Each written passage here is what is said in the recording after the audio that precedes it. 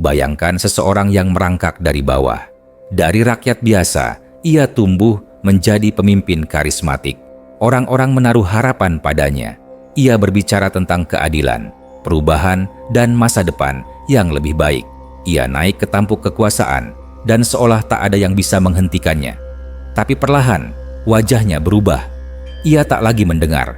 Ia mulai mencurigai orang-orang yang dulu mendukungnya. Ia mengubah sistem bukan untuk kebaikan bersama, tapi untuk mempertahankan tahtanya. Ia membangun negara demi dirinya sendiri, dan pada akhirnya ia pun terjebak dalam sistem yang ia bentuk sendiri. Inilah yang kita sebut karma politik, sebuah pola yang berulang dalam sejarah umat manusia dari Romawi kuno, kerajaan di timur, hingga republik modern hari ini. Pemimpin yang terlalu berambisi membangun kekuasaan absolut akhirnya dihancurkan oleh struktur yang ia bentuk dengan tangannya sendiri. Karma di sini bukan berarti mistik atau takhayul. Dalam konteks stoikisme, filsafat yang menjadi dasar video ini, karma adalah konsekuensi logis, sebab dan akibat. Tindakan hari ini menciptakan realitas esok hari. Jika kita menanam benih kekuasaan yang dibangun di atas rasa takut, manipulasi, dan pengkhianatan, maka buah yang akan tumbuh adalah kegilaan, pengkhianatan balik, dan kehancuran. Video ini bukan untuk menghakimi, bukan untuk menyebut siapa salah dan siapa benar, tapi untuk merenungkan mengapa kekuasaan yang begitu besar justru sering menghancurkan orang yang memilikinya, dan apa pelajaran yang bisa kita ambil sebagai manusia biasa dari kisah-kisah besar ini. Mengapa tema ini penting?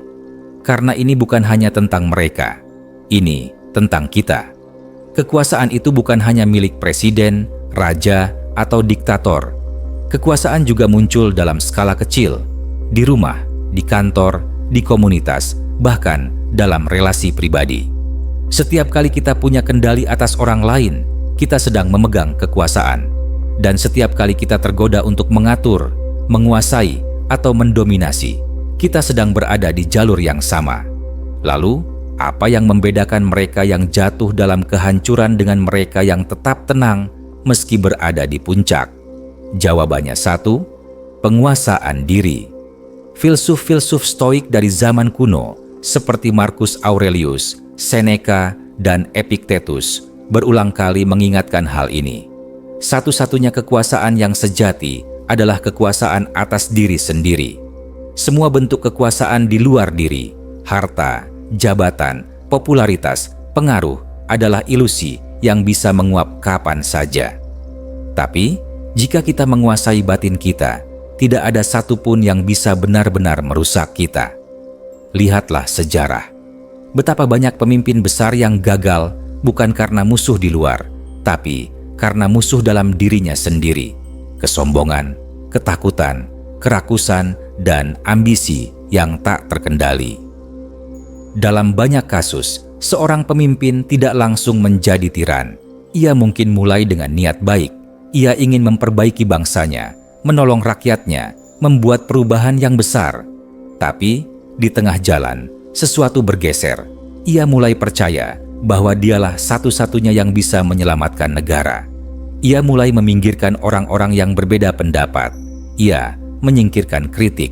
Ia menumpuk kekuasaan.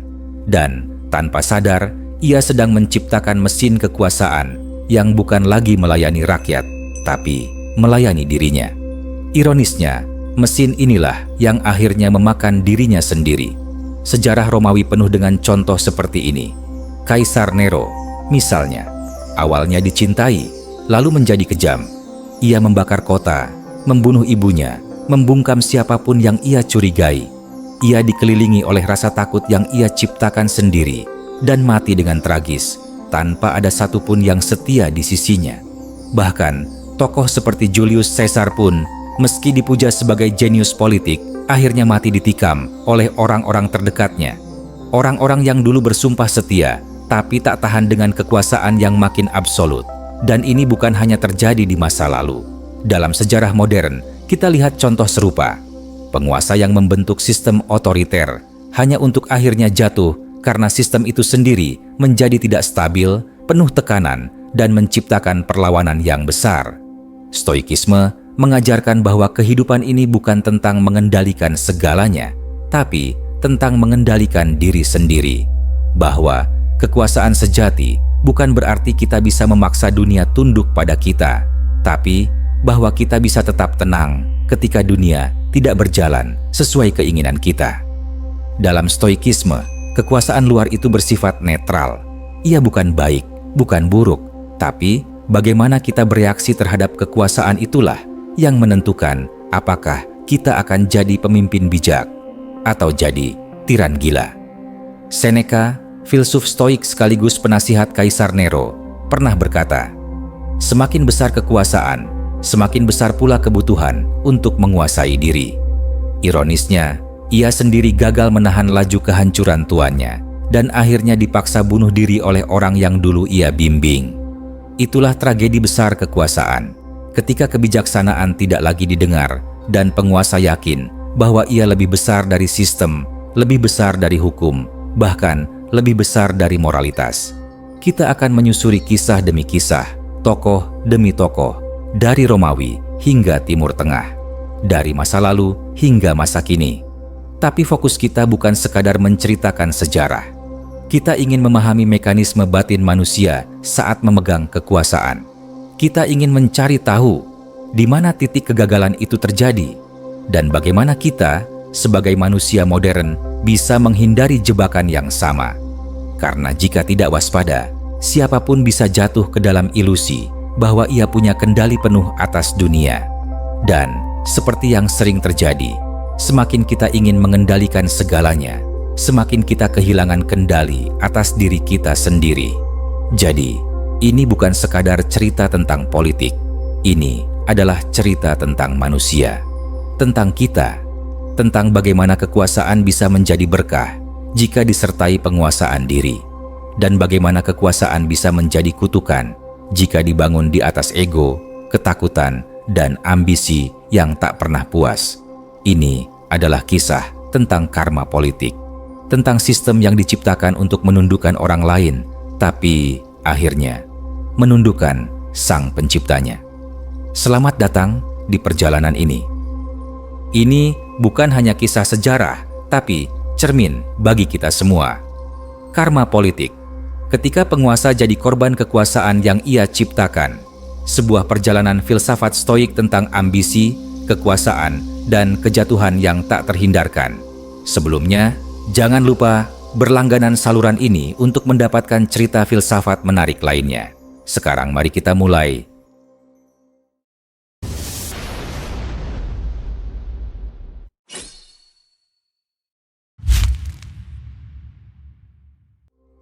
Kekuasaan selalu punya dua sisi. Satu adalah kemampuan untuk menciptakan perubahan, dan sisi lainnya adalah godaan untuk menjadikan kekuasaan itu sebagai tujuan akhir. Di titik inilah banyak pemimpin mulai tergelincir. Mereka lupa bahwa kekuasaan seharusnya menjadi alat, bukan identitas. Dan ketika alat itu berubah menjadi nafsu yang melekat pada diri, kehancuran hanya tinggal menunggu waktu. Ambisi seringkali dibungkus dengan kata-kata indah, pengabdian, pelayanan, cinta, tanah air. Tapi di dalamnya tersembunyi hasrat untuk mengontrol, menundukkan, dan mengukir nama sendiri dalam sejarah. Filsuf Stoik memperingatkan bahwa ambisi semacam ini bukanlah kebajikan, melainkan jebakan yang merusak batin. Di bagian ini, kita akan melihat bagaimana kekuasaan dibangun. Kita akan menyusuri tahapan-tahapan awal seorang pemimpin ketika mulai menapaki tangga kekuasaan, dari cita-cita yang tulus hingga tergelincir ke dalam obsesi akan kontrol total. Tidak ada pemimpin besar yang tidak punya ambisi. Ia adalah api pertama yang menggerakkan seseorang untuk melampaui keterbatasan. Tapi, seperti semua api, jika tidak dikendalikan, ia bisa membakar pemiliknya.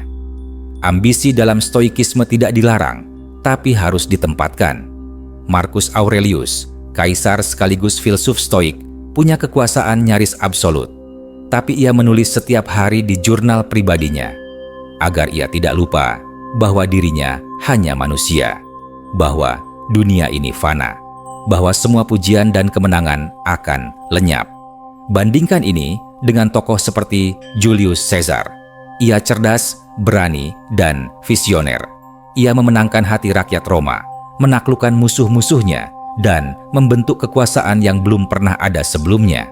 Tapi, di tengah kemenangan itu, Caesar mulai mempercayai mitos tentang dirinya sendiri. Ia mulai percaya bahwa Roma hanya bisa selamat jika ia memimpin selamanya. Ia melangkahi aturan republik.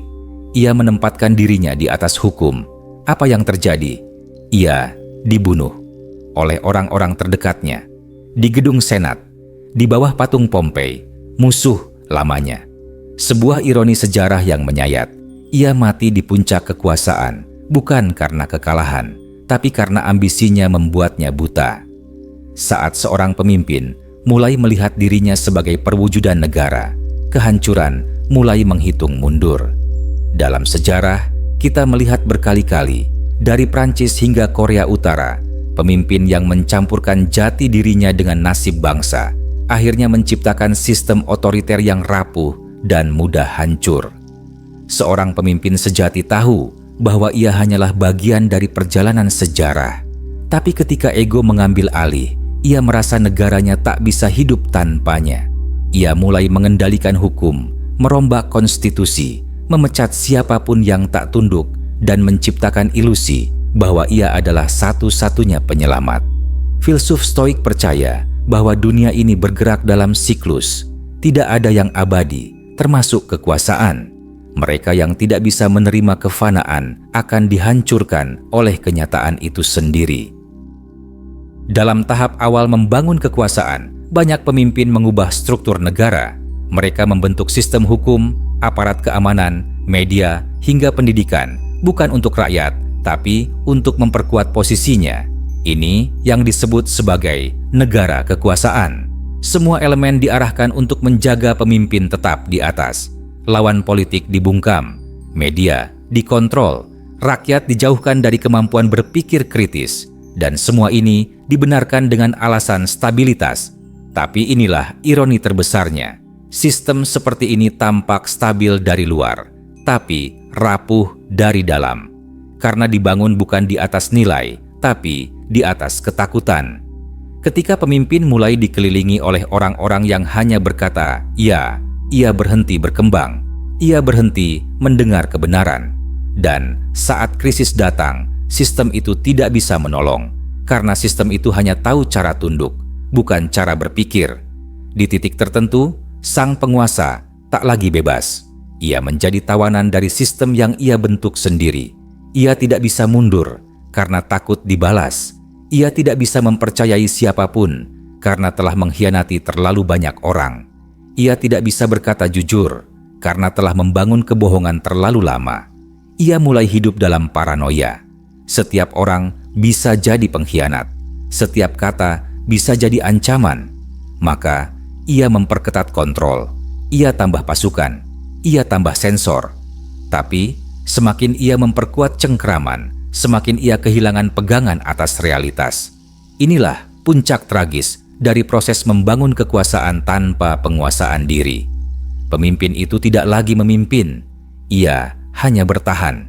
Ia tidak lagi dipercaya, ia hanya ditakuti. Dan kekuasaan yang dulu ia dambakan, kini menjadi penjara yang tak bisa ia tinggalkan. Filsuf Epictetus berkata, "Jika kamu ingin menang atas dunia, kuasailah dirimu dulu." Banyak pemimpin gagal karena mereka menang atas segalanya, kecuali satu, dirinya sendiri. Kekuasaan sejati adalah saat kita bisa tetap jujur ketika semua orang memuja. Tetap tenang saat dunia penuh kekacauan. Tetap rendah hati saat kita berada di puncak. Sayangnya, banyak yang hanya belajar mengendalikan orang, bukan mengendalikan diri. Bagian ini adalah fondasi dari tragedi yang akan kita lihat di bagian selanjutnya. Karena dari sinilah semuanya dimulai. Ambisi, kekuasaan, sistem, dan ilusi bahwa kita bisa mengendalikan dunia tanpa pernah belajar mengendalikan diri. Kita telah melihat bagaimana kekuasaan dibangun. Di bab berikutnya, kita akan melihat bagaimana sistem itu mulai berubah bentuk dan bagaimana sistem yang dulu diciptakan untuk melayani penguasa perlahan berubah menjadi monster yang melahap penciptanya sendiri.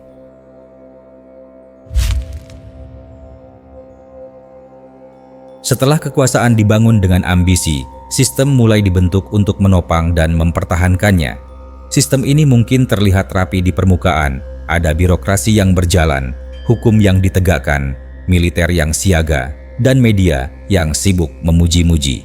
Tapi di balik semua itu, ada sesuatu yang busuk, dan pembusukan itu pelan-pelan merayap ke inti kekuasaan, sampai akhirnya menggigit tangan Sang Pencipta. Sistem yang awalnya diciptakan untuk menjaga tahta, perlahan berubah menjadi entitas hidup. Ia punya logika sendiri, ia punya kepentingan sendiri, dan pada satu titik, sistem itu tak lagi tunduk pada kehendak penguasa. Ia mulai menggerogoti dari dalam. Inilah ironi terbesar dari negara kekuasaan, bahwa ia akan menelan siapapun, bahkan orang yang menciptakannya. Sistem otoriter seringkali dibangun di atas rasa takut. Bukan hanya rasa takut penguasa terhadap lawan-lawan politiknya, tapi juga rasa takut rakyat terhadap negara. Rakyat tidak berani bicara. Media tidak berani menulis. Para pejabat tidak berani memberi nasihat yang jujur. Namun, ada konsekuensi besar dari menciptakan budaya takut.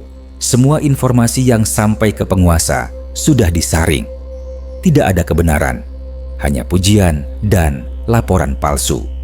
Dalam dunia seperti itu, penguasa hidup dalam ilusi. Ia merasa semuanya baik-baik saja. Ia tidak sadar bahwa di luar tembok istana, rakyat sudah murka, ekonomi sudah runtuh, dan para jenderal diam-diam sudah merencanakan kudeta. Sistem yang dibangun di atas ketakutan memang bisa bertahan lama. Tapi, ketika ia runtuh dengan keras, karena tidak ada satupun pondasi kepercayaan yang tersisa. Di awal kekuasaan, sang penguasa merasa mampu mengendalikan segalanya. Ia menunjuk orang-orang yang ia percaya. Ia buat aturan yang menguntungkan dirinya. Ia bentuk institusi yang hanya tunduk padanya. Tapi, ketika kekuasaan menjadi terlalu besar, ia tidak lagi mampu menjangkau semua ujungnya. Ia tidak tahu apa yang dibicarakan para jenderal. Ia tidak tahu siapa yang benar-benar loyal. Ia tidak tahu bahwa birokrat sudah mulai menipu sistem untuk kepentingan sendiri. Karena semuanya terlalu luas, terlalu rumit, dan terlalu banyak intrik. Sistem seperti ini menjadi hutan lebat penuh bahaya. Di dalamnya muncul para predator baru, kaki tangan sang penguasa yang kini mulai bermain politik sendiri.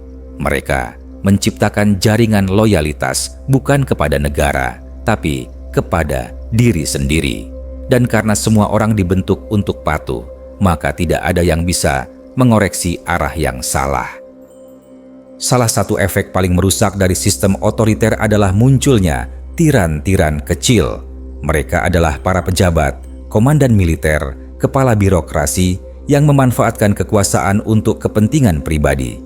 Mereka menjadi penguasa di wilayahnya masing-masing, kebal hukum, dan bebas melakukan apapun. Sang pemimpin di puncak mungkin tidak menyadari bahwa kekuasaannya sedang direduksi oleh para tiran kecil ini. Mereka menggunakan namanya, slogannya, fotonya untuk menindas orang lain. Mereka mencuri atas nama negara. Mereka menyiksa atas nama stabilitas. Dan ketika rakyat melawan, yang disalahkan adalah sang pemimpin tertinggi. Dengan kata lain, sistem yang awalnya dibentuk untuk melindungi dirinya, sekarang menjadi penyebab utama dari kehancurannya.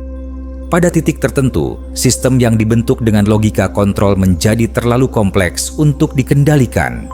Lembaga-lembaga saling bertabrakan. Birokrasi menjadi lumpuh. Informasi tidak valid. Pemimpin tertinggi terjebak dalam tumpukan laporan yang penuh kebohongan, dan ia mulai kehilangan kepercayaan pada siapapun. Maka muncullah paranoia. Ia memata-matai para menteri. Ia merombak kabinet setiap 6 bulan. Ia memenjarakan sahabat lama. Ia mencopot jenderal karena mimpi buruk. Tapi semua itu hanya mempercepat proses kehancuran. Karena dalam ketakutan tak ada kerjasama. Yang ada hanya saling curiga. Sistem yang dibentuk untuk menciptakan stabilitas justru menciptakan kekacauan yang sistemik. Negara tidak lagi berjalan berdasarkan hukum dan nilai, tapi berdasarkan rasa takut dan intrik.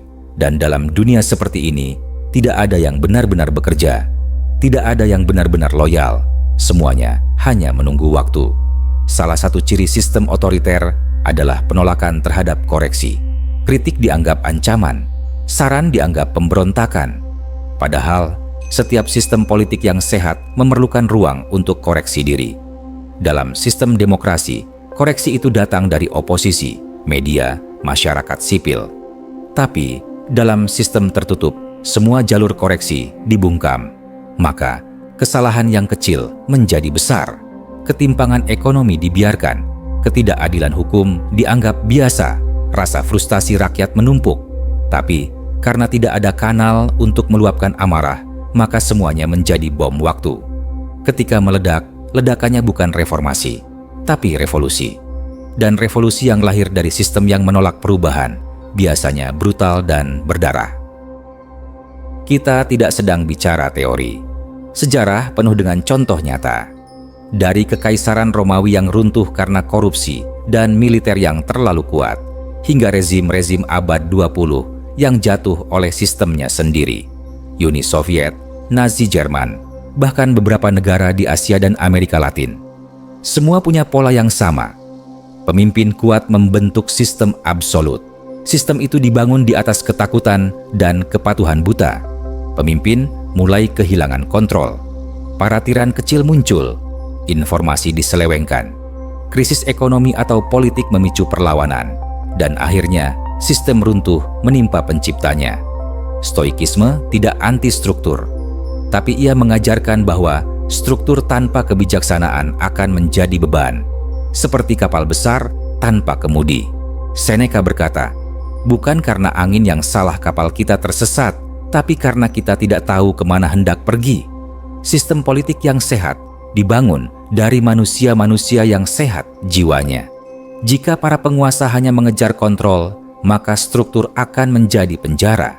Tapi, jika mereka mengejar kebajikan, maka struktur akan menjadi jembatan. Penguasa sejati tahu kapan harus melepaskan kendali. Ia tahu kapan harus mendengar. Ia tahu kapan harus mengakui kesalahan. Dan ia tahu bahwa sistem yang ia bangun harus bisa bertahan tanpanya. Jika tidak, maka itu bukan sistem, tapi sekadar bayang-bayang dari egonya. Inilah puncak ironi dari karma politik, bahwa yang kita bangun untuk melindungi diri bisa jadi alat penghancur kita sendiri, dan bahwa yang kita anggap sebagai kekuatan justru adalah kelemahan terbesar kita. Di bab selanjutnya, kita akan menyusuri titik balik, bagaimana kehancuran mulai merambat masuk, bukan dari luar, tapi dari dalam. Dari sistem yang dulu kita banggakan, menjadi monster yang tidak bisa lagi kita jinakkan.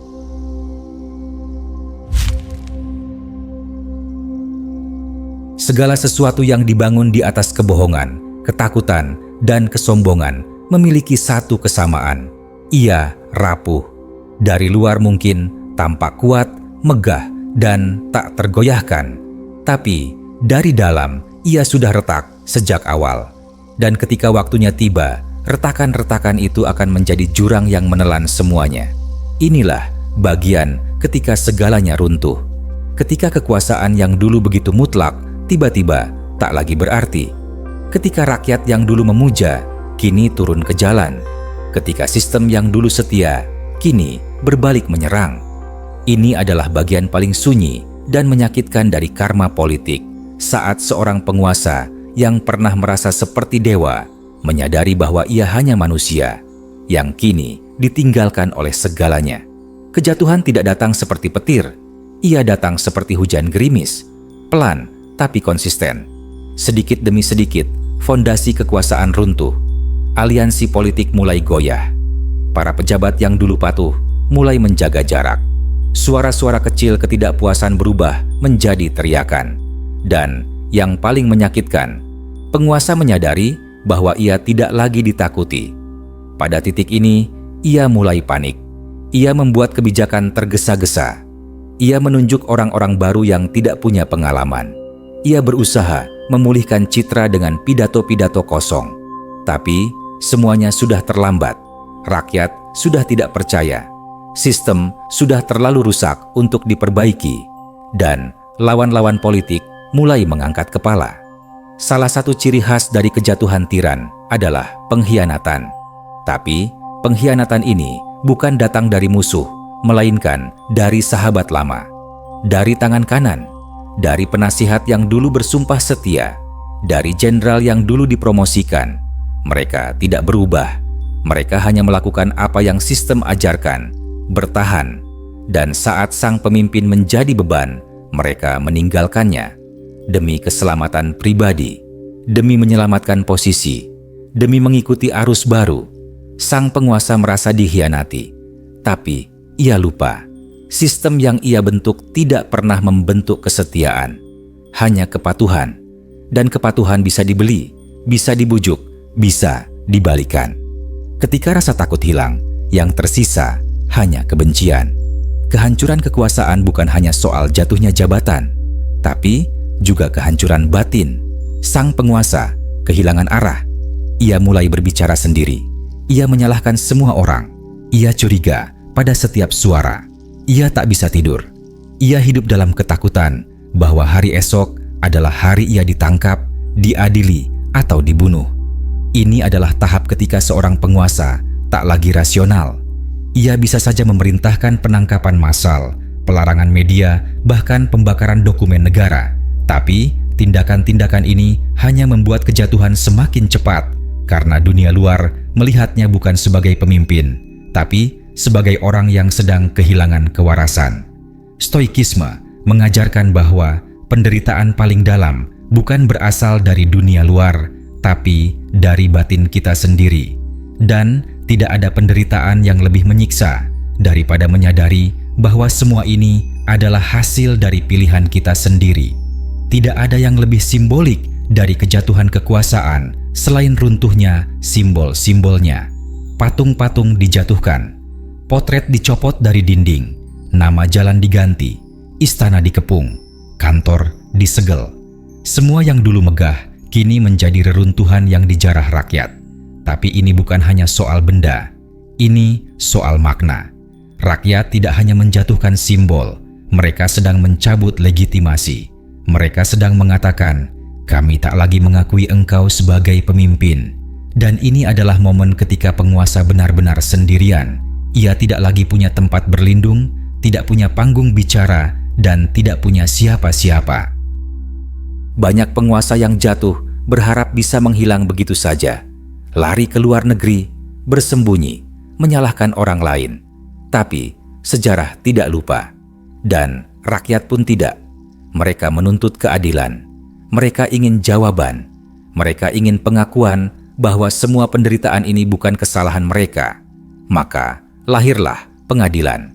Bisa dalam bentuk resmi, bisa dalam bentuk publik, bisa di ruang sidang, bisa di ruang ingatan. Tapi semua menuju satu arah, pertanggungjawaban. Beberapa penguasa mencoba bertahan dengan narasi bahwa semua ini adalah fitnah, konspirasi, atau kesalahpahaman. Tapi ketika sistem sudah runtuh dan rakyat sudah tidak percaya, tidak ada lagi tempat untuk berlindung. Marcus Aurelius, di tengah semua tekanan sebagai kaisar, selalu menulis, "Jika dunia mengambil segalanya dariku, biarlah aku tetap menjadi manusia yang berakal." Inilah intisari stoikisme. Kita tidak bisa mengendalikan apa yang terjadi, tapi kita bisa mengendalikan bagaimana kita merespon. Banyak pemimpin besar jatuh dengan martabat. Mereka mengakui kesalahan, mereka mundur dengan tenang, mereka menulis memoar, memberi pelajaran, dan menjadi contoh bahwa bahkan dalam kejatuhan ada kebesaran. Tapi banyak pula yang memilih bertahan dalam delusi. Mereka menolak realitas, mereka menyeret lebih banyak orang ke dalam kehancuran. Mereka memilih mati dalam benteng daripada hidup sebagai manusia biasa. Kehancuran adalah ujian terakhir seorang penguasa. Disitulah kita melihat siapa ia sebenarnya. Bukan dari pidatonya saat berkuasa, tapi dari sikapnya saat kehilangan semuanya. Dan akhirnya, karma politik menyelesaikan siklusnya. Pemimpin yang membentuk sistem untuk mengendalikan segalanya, akhirnya dikendalikan oleh sistem itu. Ia yang membungkam suara, kini dibungkam. Ia yang menindas, kini ditindas. Ia yang menakut-nakuti, kini hidup dalam ketakutan. Tapi, dari kehancuran ini, selalu lahir sesuatu yang baru. Kadang reformasi, kadang revolusi. Kadang hanya pengulangan dari lingkaran yang sama. Tapi, sejarah terus bergerak, dan kita sebagai manusia selalu punya pilihan, belajar atau mengulang. Kita telah sampai di titik paling kelam dalam siklus kekuasaan, kehancuran. Tapi, di balik kehancuran, selalu ada ruang untuk refleksi. Apa yang membuat semua ini terjadi? Bisakah kita mencegahnya di masa depan? Dan bagaimana seharusnya kekuasaan dijalani agar tidak menjadi kutukan? Di bagian selanjutnya, kita akan membahas tentang jalan keluar, tentang bagaimana kekuasaan bisa dijalani dengan bijaksana, dan bagaimana stoikisme menawarkan alternatif bagi mereka yang ingin memimpin tanpa kehilangan jiwanya.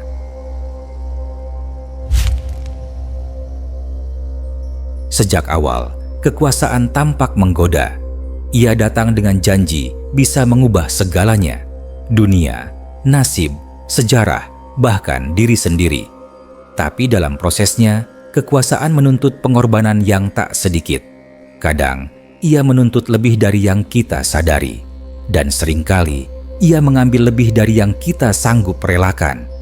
Kita telah menyusuri kisah-kisah tentang bagaimana kekuasaan dibangun di atas ambisi, ditegakkan lewat sistem yang keras, lalu dihancurkan oleh sistem itu sendiri. Kita menyaksikan bagaimana para pemimpin yang pernah dipuja akhirnya dibenci. Kita menyaksikan bagaimana mereka jatuh tidak hanya secara politik, tapi juga secara batin. Kini, kita berdiri di ujung cerita, di titik refleksi, bertanya pada diri sendiri, apa yang bisa kita pelajari dari semua ini?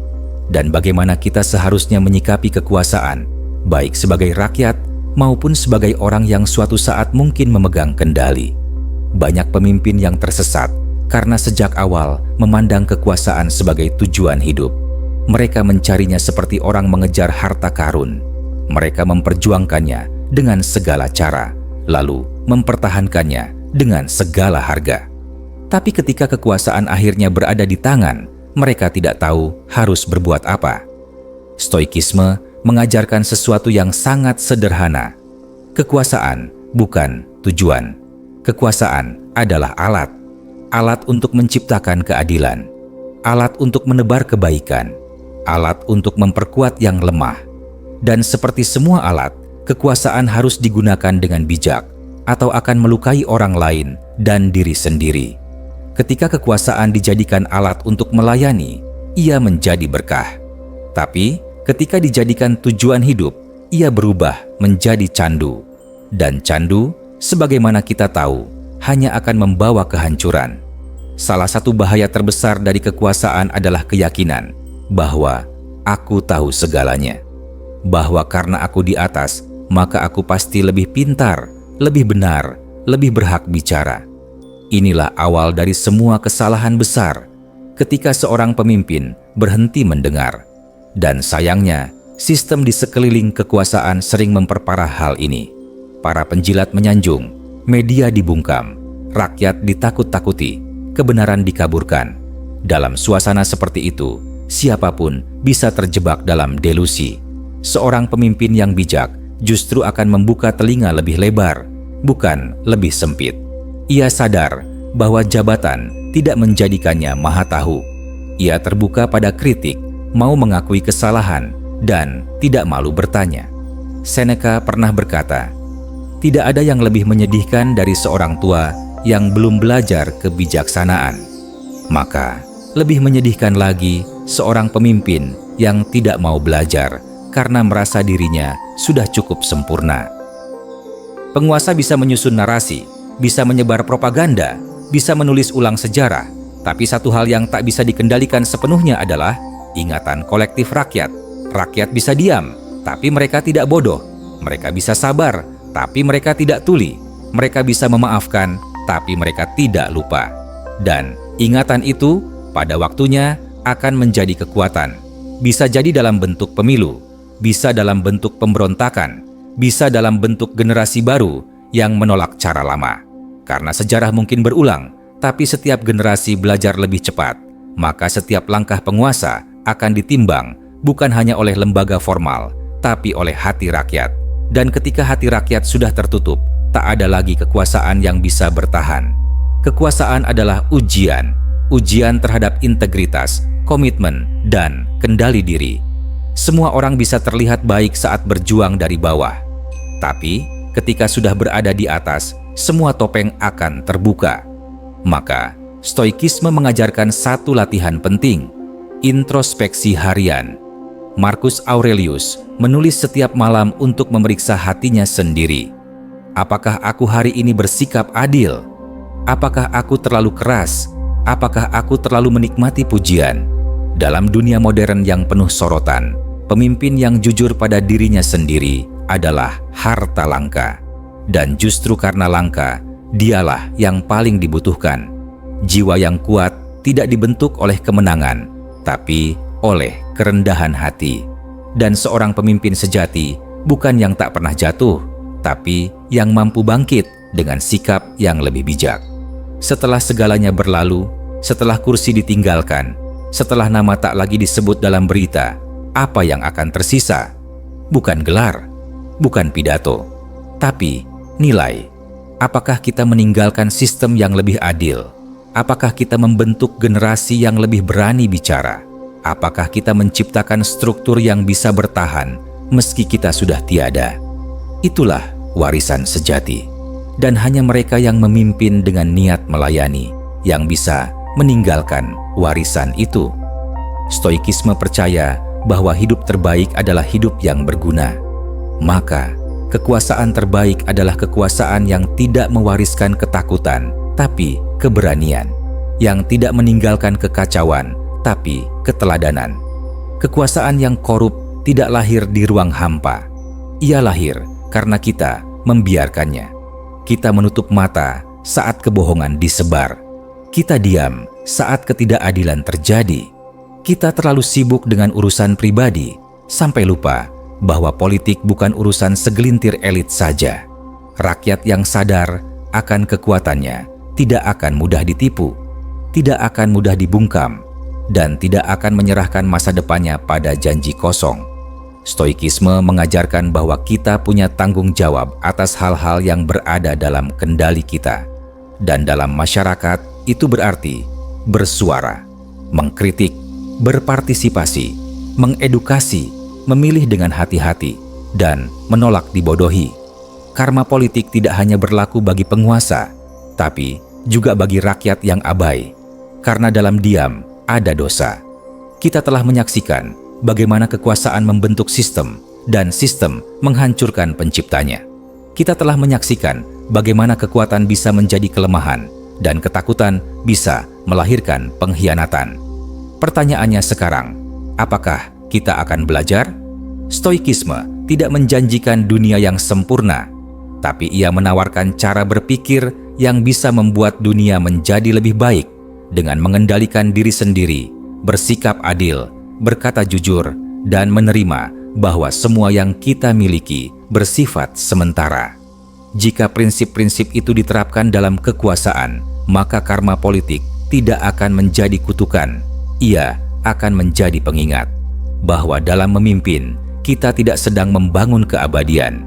Kita sedang menitipkan masa depan. Akhir dari segalanya, jangan jadi korban dari kekuasaan yang kita bangun sendiri. Kita memulai naskah ini dengan satu ironi, bahwa banyak penguasa akhirnya menjadi korban dari kekuasaan yang mereka ciptakan sendiri. Mereka membangun sistem yang menakutkan, lalu hidup dalam ketakutan. Mereka menanam rasa benci, lalu dikejar oleh kebencian. Mereka membungkam suara, lalu ditinggalkan dalam kesunyian. Mereka menginjak-injak nilai, lalu dilupakan oleh sejarah. Dan semua itu bukan karena mereka tidak punya kekuatan, tapi karena mereka lupa menjadi manusia. Maka sebelum semuanya terlambat, mari kita ingat satu hal yang paling penting. Kekuasaan yang tidak dijalankan dengan kebajikan akan menjadi kutukan. Tapi, kekuasaan yang dijalankan dengan kebijaksanaan bisa menjadi berkat. Jangan sampai kita menjadi korban dari kekuasaan yang kita bangun sendiri. Lebih baik menjadi pemimpin yang bijak di dunia yang sederhana daripada menjadi tiran yang dihancurkan oleh kerajaannya sendiri. Terima kasih telah menonton. Di balik kisah para penguasa, tersembunyi pelajaran untuk diri kita sendiri, bahwa kekuasaan sejati bukanlah mengendalikan orang lain, tapi mengendalikan diri sendiri sebelum ambisi berubah jadi kehancuran. Jika video ini memberi makna, jangan lupa untuk like, komentar, dan bagikan. Sampai jumpa di pembahasan stoikisme berikutnya.